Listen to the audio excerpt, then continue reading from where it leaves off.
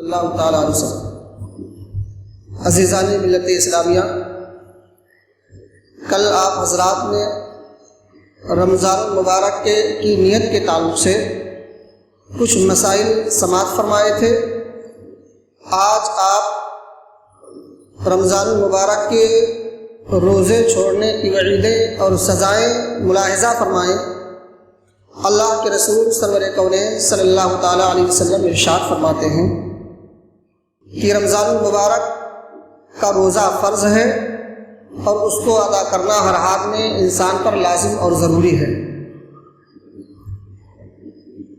تو کل 5 مسائل بیان کیے گئے تھے، آج مسئلہ نمبر 6 آپ سماعت کریں۔ رمضان کا روزہ قصداً توڑا تھا تو اس پر اس روزے کی قضا واجب ہے اور اس روزے کی قضا 60 روزے ہیں۔ ذرا آپ یہاں ایک چیز ذہن نشی کر لیں کہ روزہ بغیر کسی عذر شرعی کے چھوڑنا عند الشرع ناجائز و حرام ہے، اور ایسا انسان واقعتاً اللہ کے عذاب کو دعوت دینے والا ہے اور اللہ کے عذاب کا مستحق ہے۔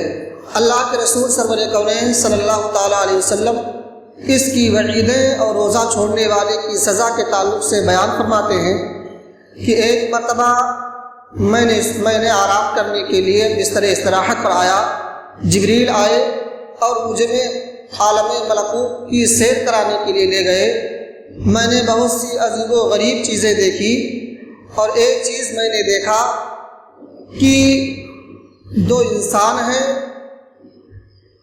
اور اس کے ساتھ 2 فرشتے لگے ہوئے ہیں، اور وہ فرشتے اس کو پتھر سے پیشانی پر مارتے ہیں، اس کی پیشانی قیمہ بن جاتی ہے، پھر وہ پتھر چھٹک کر دور چلا جاتا ہے۔ فرشتے اس پتھر کو اٹھانے کے لیے آگے بڑھتے ہیں، پھر اس کی پیشانی صحیح سالم ہو جاتی ہے، پھر فرشتے اسی پتھر سے اس کی پیشانی پر مارتے ہیں، اس کی پیشانی قیمہ ہو جاتی ہے۔ اسی طرح وہ کرتے رہے ہیں۔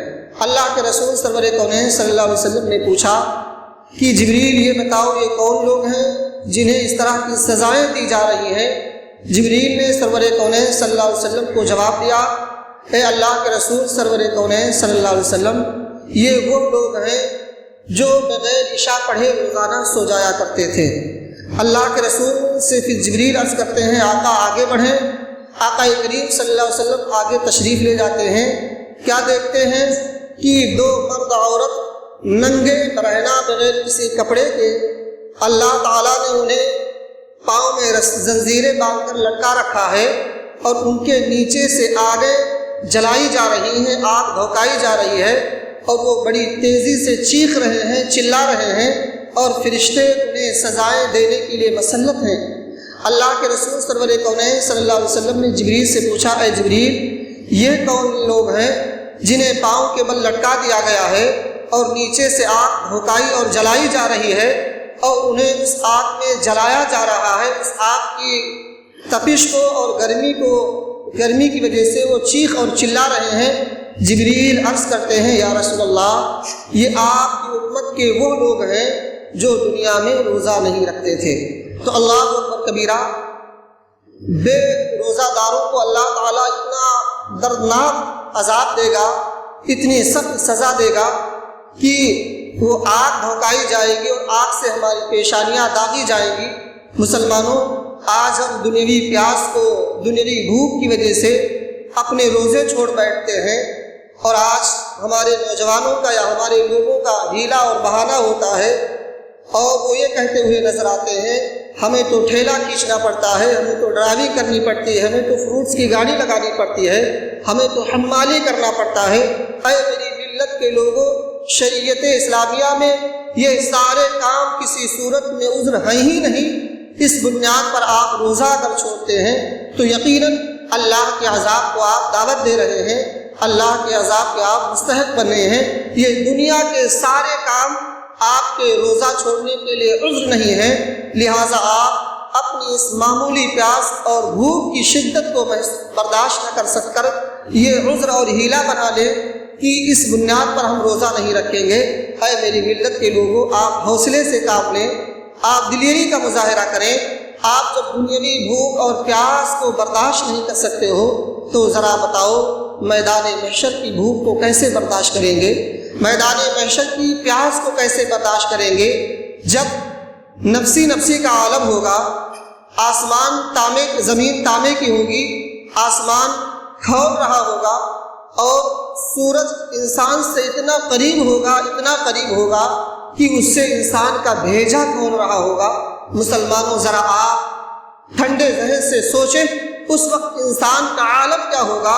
آج آپ معمولی پیاس اور بھوک اور کام کو عذر بنا کر اپنے اس فرض کو چھوڑ بیٹھتے ہو تو گویا کہ آپ اللہ کے اس عذاب کو دعوت دے رہے ہو۔ اللہ کے رسول سرور کونین صلی اللہ علیہ وسلم ایک واقعے میں ارشاد فرماتے ہیں کہ اسلام میں ایک جنگ لڑی گئی ہے، تو بڑی عظیم جنگ ہے جس کو جنگ یمامہ کے نام سے جانتے ہیں۔ اس میں بے شمار حفاظ شہید ہوئے تھے، علماء شہید ہوئے تھے، صحابہ شہید ہوئے تھے۔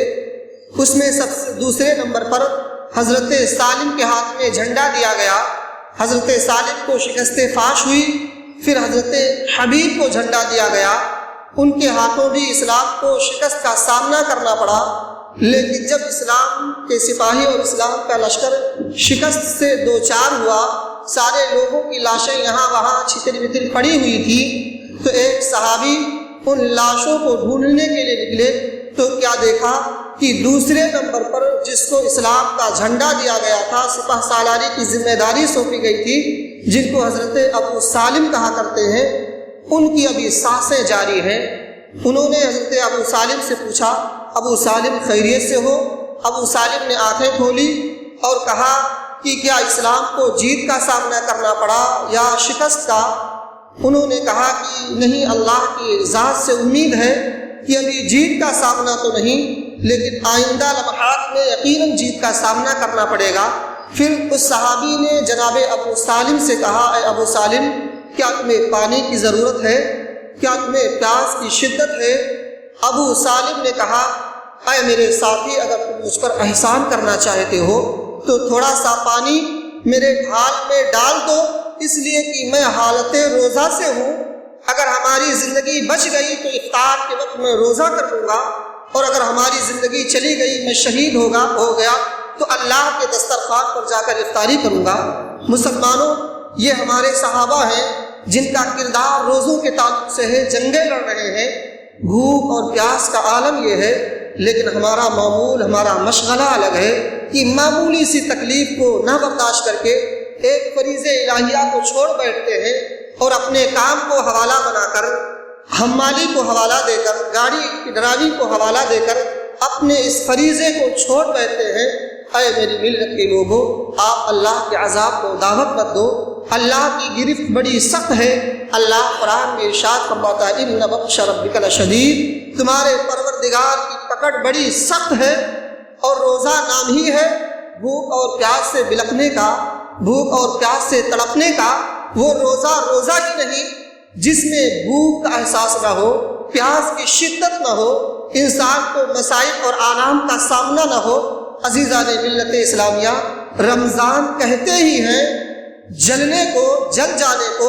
انسان صبح سے شام تک رضائے الہی کے لیے اپنے آپ کو بھوک میں جلاتا رہتا ہے، پیاس سے جلاتا رہتا ہے، اپنی پسینے جلاتا رہتا ہے، اور جب اپنے آپ کو بھوک پیاس سے جلا چکا ہوتا ہے تو اللہ تعالیٰ اسے یہ بدلہ عطا کرتا ہے، یہ نتیجہ عطا کرتا ہے کہ اللہ تعالیٰ اس کی برکت سے اس کے گناہوں کو جلا دیتا ہے۔